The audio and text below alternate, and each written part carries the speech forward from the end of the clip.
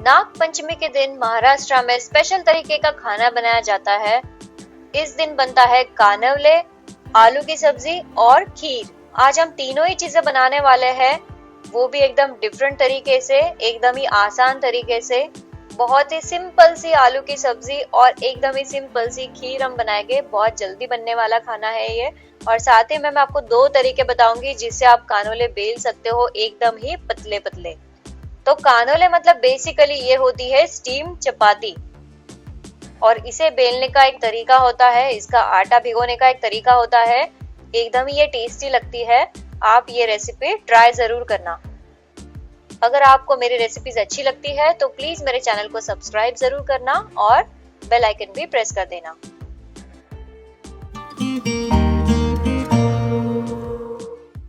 सबसे पहले हम कानोले के लिए आटा भिगो लेते हैं। इसके लिए मैंने लिया है 2 कप गेहूं का आटा।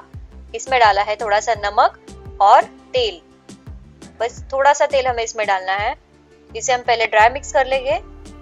अब कोई लोग इसमें आधा आटा और आधा मैदा भी इस्तेमाल करते हैं, लेकिन मैं प्रेफर करती हूँ इसे पूरी तरीके से आटे से बनाऊं।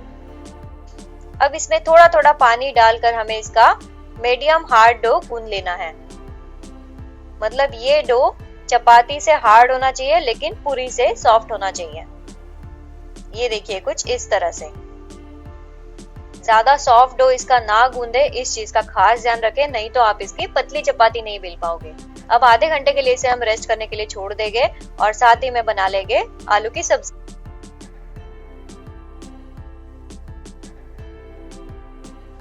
आप सोचोगे कि आलू की सब्जी में ऐसी क्या खास बात है, तो खास बात यह है कि नाग पंचमी के दिन ज्यादातर घरों में चक्कू छुरी का इस्तेमाल नहीं करते हैं, तो आलू की सब्जी हम पूरी तरह से मैश करके बनाएंगे और इसमें कोई भी चीज हम काट कर नहीं डालेंगे, तो इसका टेस्ट बहुत ही बढ़िया आता है।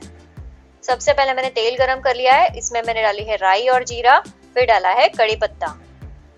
अब मिर्च हमें काट कर नहीं डालनी है, तो हम इस तरह से इसे तोड़कर डालेंगे और इसमें डालेंगे ढेर सारा हिंग। अब ये सब्जी जो है ये एकदम ही बेसिक सी होती है, इसमें बहुत ज्यादा मसाले नहीं डलते हैं। बस 2 ही फ्लेवर्स इस सब्जी में ज्यादा मेन है, वो है करी पत्ता और हिंग।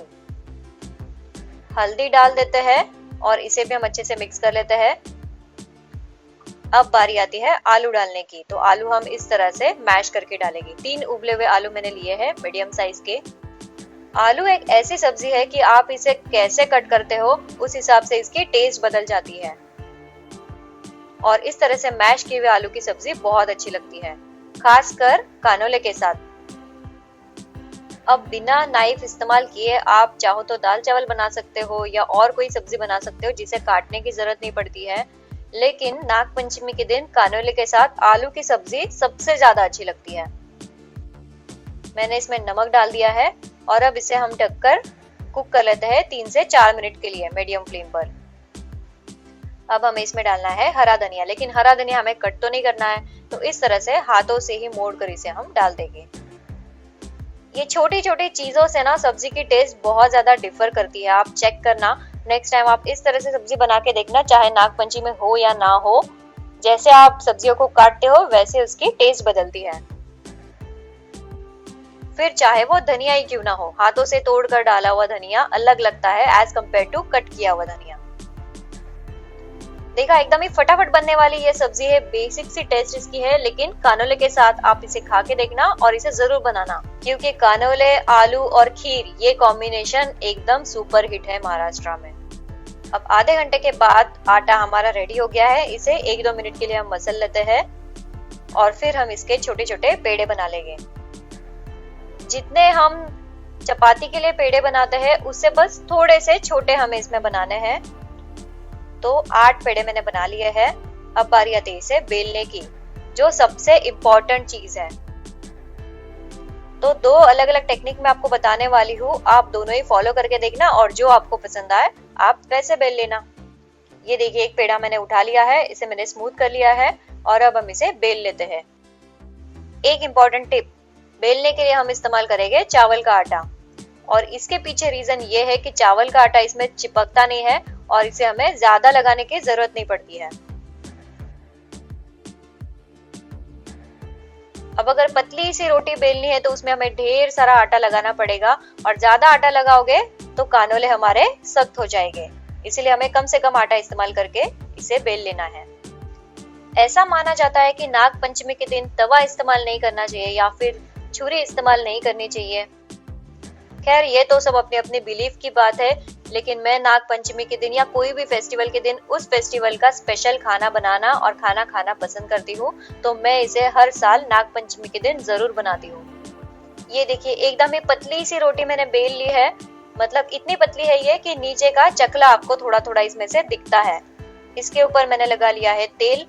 तेल भी बहुत ही कम लगाना है, क्योंकि जब चपाती हमारी स्टीम होती है तो ये तेल इसमें एब्जॉर्ब नहीं होता है और खाने के टाइम ये हाथों में लगता है, जो बिल्कुल भी अच्छा नहीं लगता है। इसीलिए ये एक इम्पोर्टेंट टिप है कि तेल आप कम से कम लगाएं।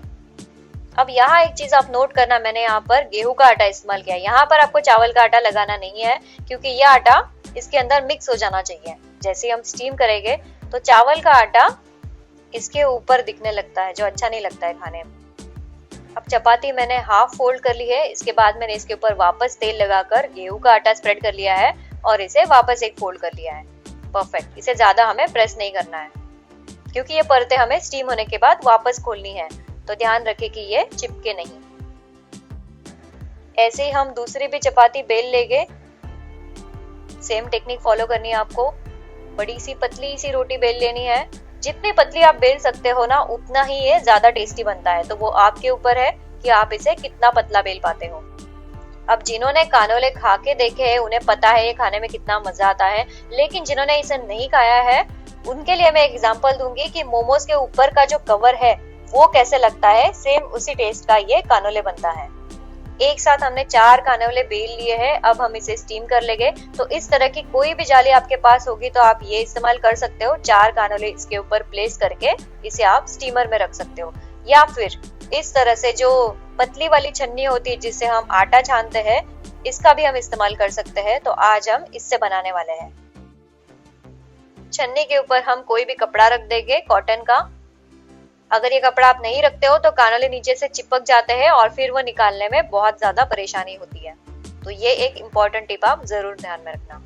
चारों ही कानोले मैंने इसमें प्लेस कर दिए हैं। ये अगर एक के ऊपर एक भी आप रखते हो तो भी कोई नहीं, ये चिपकते नहीं है, क्योंकि हम इसे स्टीम करने वाले हैं। अब एक बड़ा सा बर्तन ले लेंगे। आपके पास अगर स्टीमर है तो आप स्टीमर का भी इस्तेमाल कर सकते हो। मैंने ये बड़े साइज का बर्तन ले लिया है और इसके अंदर मैं 2-3 ग्लास पानी डाल दूंगी। पानी की क्वांटिटी अच्छी खासी डालनी है, नहीं तो 15 मिनट स्टीम करने के पहले ही ये पानी इसमें से खत्म हो जाएगा और फिर आपको प्रॉब्लम हो जाएगा। जैसे ही पानी में एक उबाल आ जाए हम इसके ऊपर ये छन्नी रख देंगे।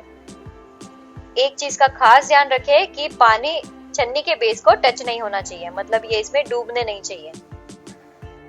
अब इसके ऊपर ढक्कन रख देते हैं और इसे 12 से 15 मिनट के लिए मीडियम टू हाई फ्लेम के ऊपर हम स्टीम कर लेंगे। चलिए जब तक ये स्टीम हो रहा है हम देख लेते हैं दूसरा तरीका इस चपाती को बेलने का। तो एक पेड़ा मैंने उठा लिया है और उसे चावल के आटे में डुबोकर इसकी चपाती बेल ली है। अब हमें इस वक्त बहुत ज्यादा बड़ी चपाती नहीं बेलनी है, बस मीडियम साइज की चपाती हम बेलेंगे। और इसके ऊपर सेम हम तेल लगा लेंगे, अच्छे से स्प्रेड कर लेंगे और फिर इसके ऊपर डालेंगे गेहूं का आटा। अब ये जो दूसरा तरीका मैं बता रही हूँ ये खासकर बिगिनर्स लोगों के लिए है, जिन्हें पतली रोटी बेलने में परेशानी होती है, वो ये तरीका यूज कर सकते हैं। तो 2 बार मैंने इसे फोल्ड कर लिया है तेल और आटा लगाकर। ये देखिए। अब इसे हम चावल के आटे में डुबोकर इसकी ट्रायंगल शेप में चपाती बेल लेंगे। एकदम ही हल्के हाथों से आपको ये बेलनी है ताकि ये लेयर्स आपस में चिपके नहीं।